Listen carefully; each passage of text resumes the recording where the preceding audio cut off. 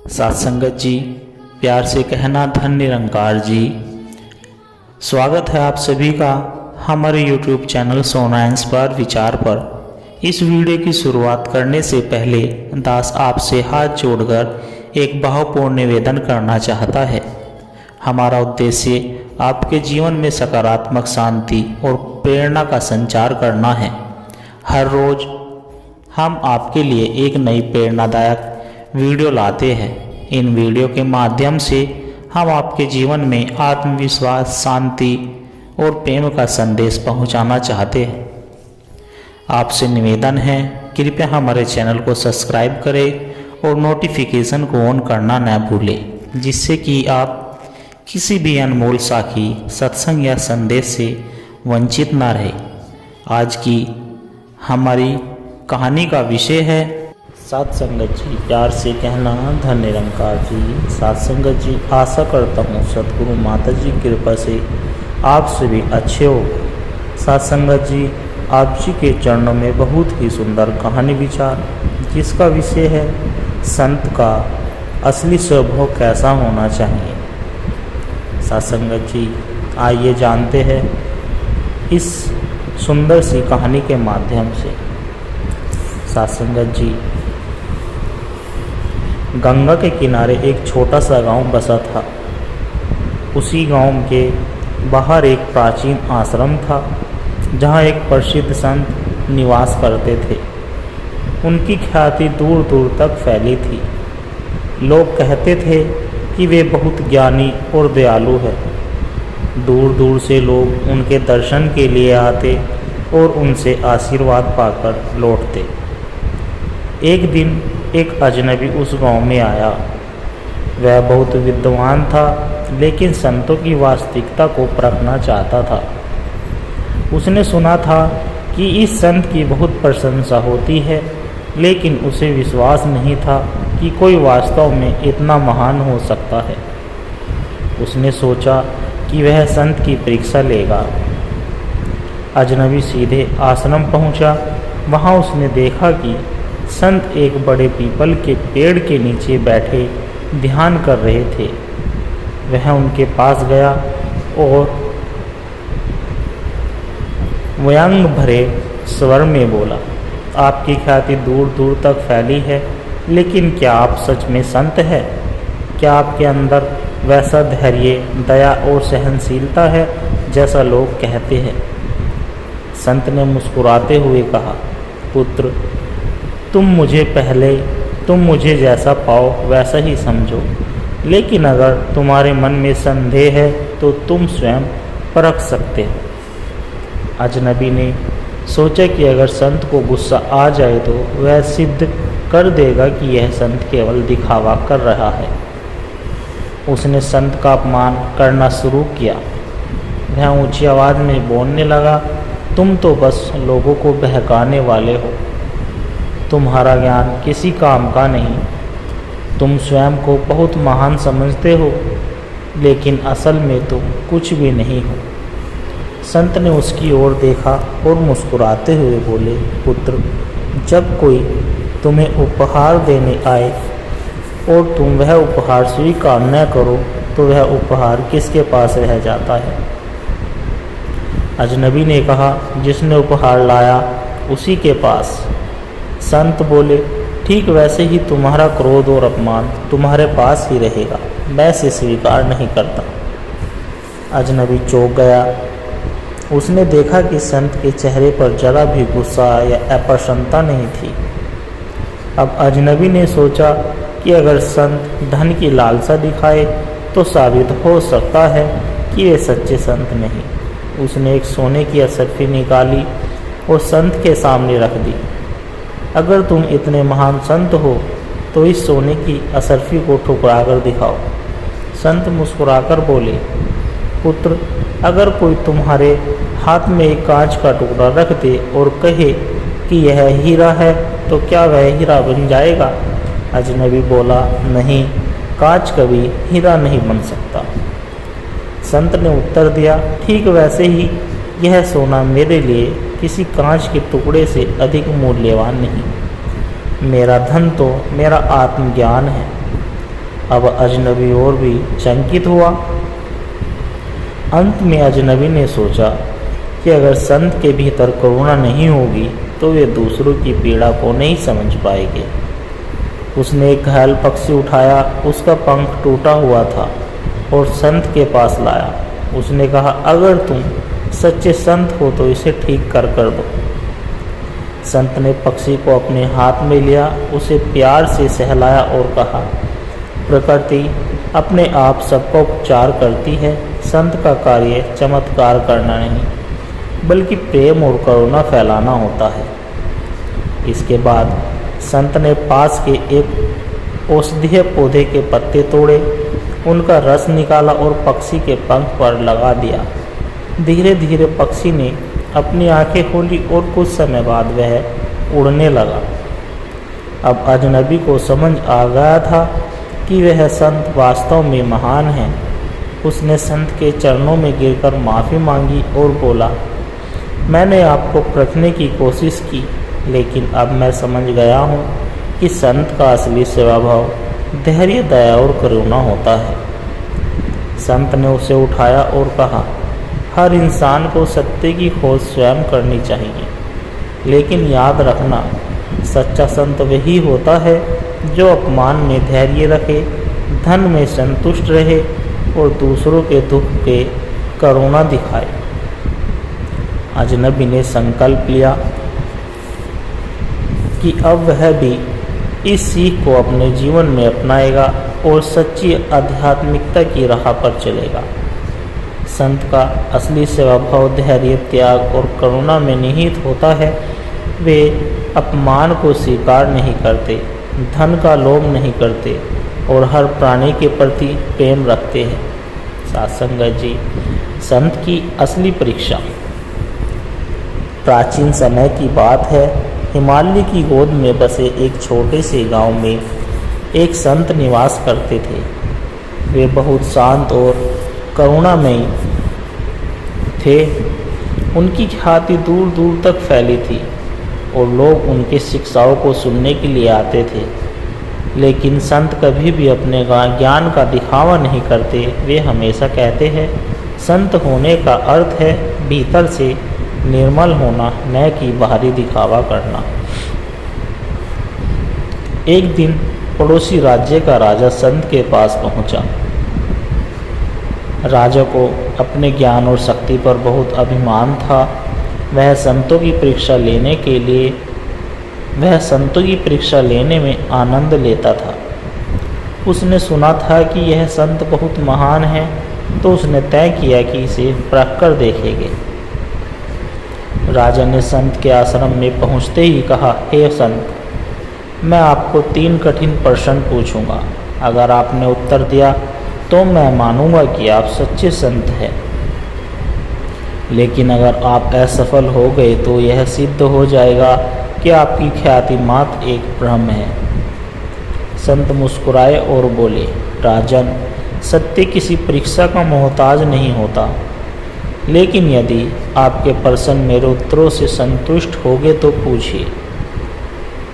राजा ने पूछा, इस संसार में सबसे शक्तिशाली वस्तु क्या है? संत ने उत्तर दिया, सबसे शक्तिशाली है करुणा। राजा हंस पड़ा, करुणा यह कैसे संभव है? तलवार, सेना और शक्ति से ही तो राजाओं का शासन चलता है। संत ने मुस्कुराकर एक कहानी सुनाई। कहानी कुछ इस प्रकार थी कि राजन, एक बार एक महान सम्राट ने एक छोटे से राज्य पर आक्रमण किया। लेकिन जब वह राज्य के राजा के महल में पहुंचा तो उसने देखा कि वह राजा वृद्ध और असहाय था। उसके परिवार को देख सम्राट को दया आ गई और उसने आक्रमण रोक दिया। बताइए, तलवार ने युद्ध रोका या करुणा ने? राजा चुप हो गया। राजा ने दूसरा प्रश्न पूछा, इस संसार में सबसे बड़ा धन क्या है? संत बोले, संतोष। राजा ने व्यंग्य किया, संतोष अगर ऐसा होता तो लोग धन और ऐश्वर्य की खोज में ऐसे प्रयास क्यों करते? संत ने एक उदाहरण दिया, राजन, एक किसान को देखिए, यह दिन भर मेहनत करता है और शाम को अपने परिवार के साथ भोजन करता है, संतोष से सो जाता है। दूसरी ओर एक लालची राजा अपनी दौलत बढ़ाने के लिए रात भर जागता रहता है, फिर भी संतुष्ट नहीं होता। अब बताइए कौन अधिक धनी है? राजा फिर निरुत्तर हो गया। राजा ने अंतिम प्रश्न पूछा, संत का असली स्वभाव क्या होना चाहिए? राजा ने कहा, इसका कोई प्रमाण है? संत मुस्कुराए और बोले, संत का स्वभाव नदी के समान होना चाहिए, जो बिना भेदभाव के सभी को जल देती है, चाहे कोई राजा हो या भिखारी। राजा ने कहा, इसका कोई प्रमाण है? संत ने राजा से एक कटोरी पानी लाने को कहा। जब राजा पानी लाया तो संत ने उसमें गुड़ डाल दिया। पानी मीठा हो गया। फिर उन्होंने उसमें नमक डाल दिया तो पानी खारा हो गया। संत बोले, राजन, जैसी है पानी अपने अंदर घुली हर चीज़ को अपना लेता है, वैसे ही एक सच्चा संत प्रेम, धैर्य और दया को आत्मसात कर लेता है। वह सबको समान रूप से अपनाता है, बिना किसी भेदभाव के। राजा को संत की महानता समझ आ गई। वह बोले, हे महात्मन, अब मैं समझ गया कि सच्चा संत कौन होता है। उसकी पहचान न तो बड़े आश्रमों से होती है, न ही कठिन ग्रंथों से। संत वही है जो करुणा रखता है, करुणा में जीता है और बिना भेदभाव के सबके लिए प्रेम रखता है। राजा ने संत के चरणों में नमन किया और अपने राज्य में करुणा और संतोष के सिद्धांतों को अपनाने का प्रण लिया। सच्चे संत का स्वभाव करुणा, संतोष और समानता से भरा होता है। वह किसी को ठुकराता नहीं, किसी से द्वेष नहीं करता और हमेशा प्रेम का संदेश देता है। सत्संगत जी, मोक्ष की राह। गंगा के किनारे बसा एक प्राचीन नगर था जिसका नाम कुशीनगर था। यह नगर अपने वैदिक ग्रंथों, साधुओं और आध्यात्मिक चर्चाओं के लिए प्रसिद्ध था। यहाँ एक युवक रहता था जिसका नाम सत्यकाम। वह बुद्धिमान था, लेकिन उसके मन में सदैव एक प्रश्न घूमता रहता था कि जीवन का असली उद्देश्य क्या है। सत्यकाम के पिता एक धनी व्यापारी थे। उन्होंने बेटे को धन, वैभव और सुख सुविधाओं से भरपूर जीवन दिया, लेकिन सत्यकाम को इन चीज़ों में कोई संतोष नहीं मिलता था। वह देखता था कि लोग अपने स्वार्थ के लिए एक दूसरे को धोखा भी देते हैं, लोभ और क्रोध में रहते हैं, फिर भी शांति की तलाश में भटकते हैं। एक दिन उसने अपने पिता से कहा,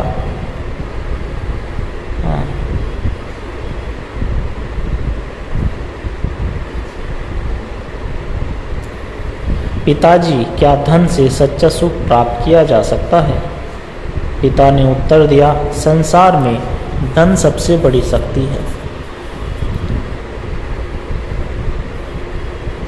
जिसके पास धन है उसके पास सब कुछ है। लेकिन सत्यकाम संतुष्ट नहीं हुआ। वह उत्तर की खोज में एक महात्मा के पास गया। नगर के बाहर एक संत रहते थे जिनका नाम महर्षि सदानंद। वे एक साधारण गुफा में रहते थे, लेकिन उनकी बुद्धि और शांति अपार थी। सत्यकाम ने उनके चरणों में प्रणाम किया और कहा, गुरुदेव, मैं जानना चाहता हूँ कि जीवन का वास्तविक उद्देश्य क्या है। महर्षि मुस्कुराए और बोले, पुत्र, सत्य को केवल शब्दों से नहीं समझा जा सकता, इसे अनुभव करना पड़ता है। यदि तुम वास्तव में जानना चाहते हो तो यात्रा करो, संसार को देखो, अनुभव करो, फिर स्वयं निर्णय लो कि जीवन का क्या सत्य है। जीवन का सत्य क्या है? सत्यकाम ने प्रणाम किया और यात्रा पर निकल पड़ा। तीसरा अध्याय, जीवन के 3 सत्य। यात्रा के दौरान सत्यकाम को 3 महत्वपूर्ण अनुभव मिले। सत्यकाम एक गांव पहुंचा जहां उसने एक धनी व्यापारी को देखा जो दिन रात सोने चांदी को गिनने में लगा रहता था। उसके पास अपार धन था, लेकिन उसकी आंखों में भय और असंतोष था। एक दिन जब सत्यकाम ने उससे पूछा, आपके पास इतना धन है, फिर भी आप चिंतित क्यों रहते हो? व्यापारी ने उत्तर दिया, मुझे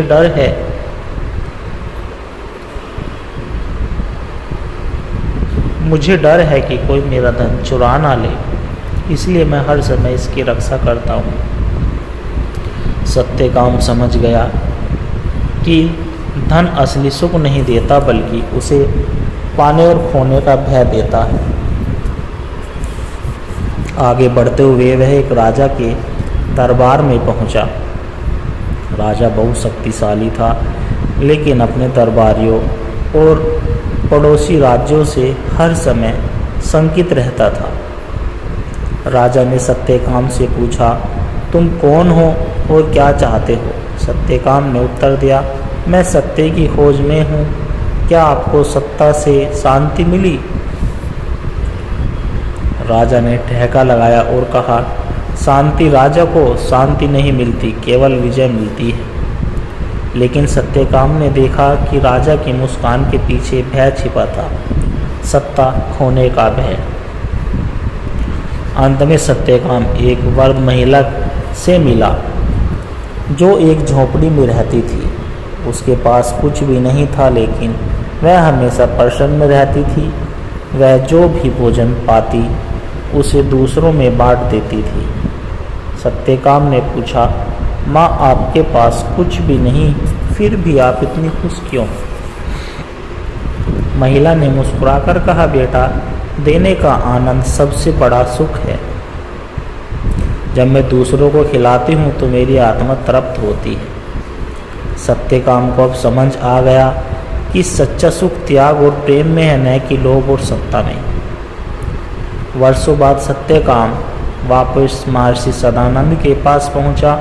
उसने प्रेम किया और कहा, गुरुदेव, मैंने अपने अनुभवों से सीखा कि न धन, न सत्ता, न भौतिक सुख, इसमें सच्ची शांति है। सच्चा सुख प्रेम, सेवा और आत्मज्ञान में है। महर्षि प्रसन्न हुए और बोले, पुत्र, तुमने सत्य को स्वयं अनुभव किया। यह मोक्ष की राह है। अहंकार से मुक्त होकर, सेवा में लीन होकर और आत्मा को पहचान कर जीना। सत्यकाम को अब अपने जीवन का उद्देश्य मिल चुका था। उसने सांसारिक मोह माया त्याग कर सेवा और अध्यात्म का मार्ग अपना लिया और एक सच्चे संत के रूप में प्रसिद्ध हुआ। साथ संगत जी, सच्चा सुख न तो धन में है, न ही सत्ता में। जीवन का वास्तविक उद्देश्य आत्मा की शुद्धि, सेवा और प्रेम में है। यही मोक्ष की सच्ची राह है। साथ संगत जी, भक्त का प्रेम।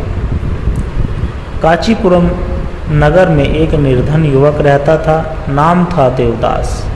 वह कोई ज्ञानी नहीं था, न ही किसी बड़े परिवार से था, लेकिन उसका हृदय भगवान श्री हरि की भक्ति से ओतप्रोत था। देवदास के पास धन संपत्ति कुछ भी नहीं था, लेकिन वह रोज भगवान विष्णु के मंदिर में जाकर प्रेम पूर्वक प्रार्थना करता। उसकी भक्ति ऐसी थी कि वह भगवान से कोई भी वरदान नहीं मांगता, बस उनसे बातें करता जैसे कोई मित्र से करता है। प्रभु, आज बहुत गर्मी है, आपको भी गर्मी लग रही होगी ना? भगवान, आज मैंने कुछ मीठा नहीं खाया, काश मैं आपको प्रसाद चढ़ा पाता। मंदिर के पुजारी और नगरवासी उसकी इस बाल सुलभ भक्ति पर हंसते, लेकिन वह किसी की परवाह नहीं करता था। एक दिन नगर में एक बड़ा उत्सव था। राजा ने भव्य पूजन का आयोजन किया और मंदिर को सोने चांदी से सजाया गया। नगर के बड़े लोग महंगे भोग लेकर आए। पुजारियों ने बड़े बड़े मंत्रोच्चारण किए। देवदास भी मंदिर पहुंचा, लेकिन उसके पास चढ़ाने के लिए कुछ भी नहीं था। वह उदास हो गया, लेकिन तभी उसे एक विचार आया। वह दौड़ता हुआ घर गया और अपनी झोली में थोड़ा गुड़ और चने लेकर आया, जो उसके पास बस यही था। उसने प्रेम से मूर्ति के चरणों में अर्पित किया और बोला, प्रभु, यह बहुत साधारण है, लेकिन यह मेरी तरफ से प्रेम भेंट है, कृपया इसे स्वीकार करें। लोग उसकी साधारण भेंट पर हंसने लगे। अरे, भगवान को गुड़ चना चढ़ा रहा है, यह राजा ने सोने का मुकुट चढ़ाया। देवदास निराश हुआ। उसने मूर्ति की ओर देखा और मुस्कुराते हुए कहा, मुझे पता है प्रभु, आप मेरे प्रेम को देखोगे, न कि मेरी भेंट की कीमत। साथ संगत जी, रात हुई। मंदिर के पुजारी ने देखा कि राजा द्वारा चढ़ाया गया भव्य भोग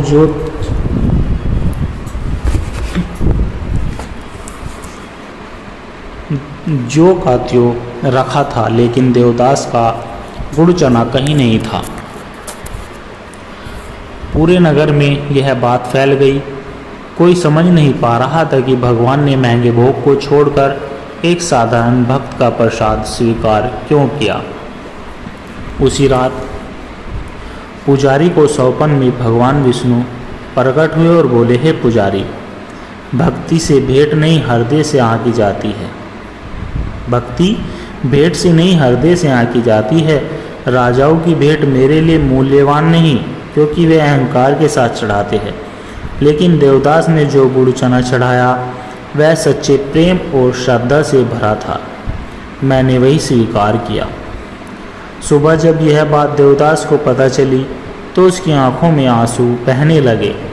उसने मूर्ति के चरणों में सिर रखा और कहा, प्रभु, मुझे और कुछ नहीं चाहिए, बस इतना आशीर्वाद देना कि मैं हमेशा प्रेम और श्रद्धा से आपकी भक्ति करता रहूं। भगवान ने उसी क्षण अपने दिव्य रूप में प्रकट होकर उसे दर्शन दिए और बोले, देवदास, तुम्हारी भक्ति निस्वार्थ और प्रेम से भरी है, मैं सदैव तुम्हारे साथ रहूँगा। देवदास का रोम रोम पुलकित हो गया। नगर के लोग भी यह देखकर चकित थे कि भगवान ने एक साधारण भक्त को अपने प्रेम से वरा लिया।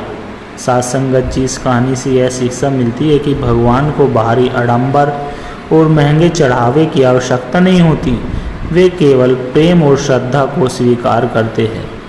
सच्ची भक्ति वह है जो बिना किसी स्वार्थ के केवल प्रेम के लिए की जाए।